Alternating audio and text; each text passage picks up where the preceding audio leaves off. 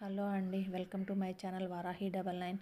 ఈ పచ్చి మామిడికాయల సీజన్ కదండి ఇది. ఈ పచ్చి మామిడికాయలతోటి నేను కొన్ని వంటలు చేశానండి. దీంతో నేను పేస్ట్ తయారు చేశానండి. ఇది వచ్చేసి నేను పచ్చి మామిడికాయల పైన తొక్క తీసేసి కుక్కర్లో ఉడికించేసుకొని వచ్చిన గుజ్జుని మిక్సీ పట్టి ఇలా స్టోర్ చేసుకోండి. ఇది ఎలా తయారు చేయాలో మన ఛానల్లో ఆల్రెడీ పోస్ట్ చేశానండి, ఒకసారి చూడండి, మీకు అర్థమవుతుంది. ఇక వీటితో నేను చేసిన వంటల్ని ఈ వీడియోలో పోస్ట్ చేస్తున్నానండి. ఇదైతే చాలా ఉపయోగం అండి. మనకి చింతపండు ప్లేస్లో హ్యాపీగా వాడుకోవచ్చు. రసము, సాంబారు, పచ్చి పులుసు ఏంటి, చట్నీలు, పులిహోర ఇలా అన్నిట్లో వాడుకోవచ్చు. కర్రీస్లో పులుపు వేసే దగ్గర కూడా వాడుకోవచ్చు.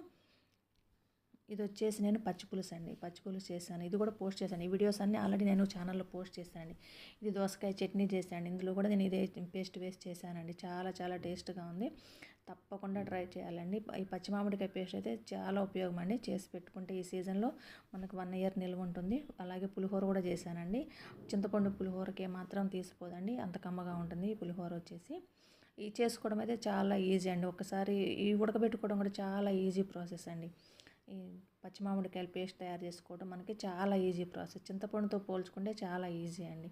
అలాగే స్టోరేజ్ కూడా 1 ఇయర్ ఉంటుందండి. మనం ఫ్రిడ్జ్లో పెట్టుకుంటే 1 ఇయర్ ఉంటుంది. సాల్ట్ కలుపుకొని పెట్టుకోవాలి ఆ పేస్ట్లో. ఇలా పులిహోర కూడా చాలా చాలా కమ్మగా ఉంటుందండి. చాలా ఈజీగా చేసుకోవచ్చు. అలాగే టేస్ట్ కూడా చాలా కమ్మగా ఉంటుందండి. పచ్చిగా మామిడికాయ తురిమి చేసుకున్న దానికి, ఇలా ఉడికించి చేసుకున్న దానికి చాలా డిఫరెన్స్ ఉందండి. అలాగే సాంబార్లో వేసానండి, సాంబార్లో వేసుకోవచ్చు. రసం ఏంటి అన్నిట్లో మనం చింతపండు వాడే దగ్గరల్లా దీన్ని హ్యాపీగా వాడుకోవచ్చు అండి. చాలా ఈజీగా పని అయిపోతుంది మనకి. చింతపండు చేసి పెట్టుకోవచ్చు కదా అని అంటారేమో, చింతపండు కొంచెం హెల్త్కి మంచిది కదంటారు కదండి, అందుకొరకు. వంకాయ చట్నీ అండి, వంకాయ ఆవకాయ పెట్టాను, అవి కూడా ఛానల్లో పోస్ట్ చేశాను, తప్పకుండా చూడండి. Thank you for watching my video.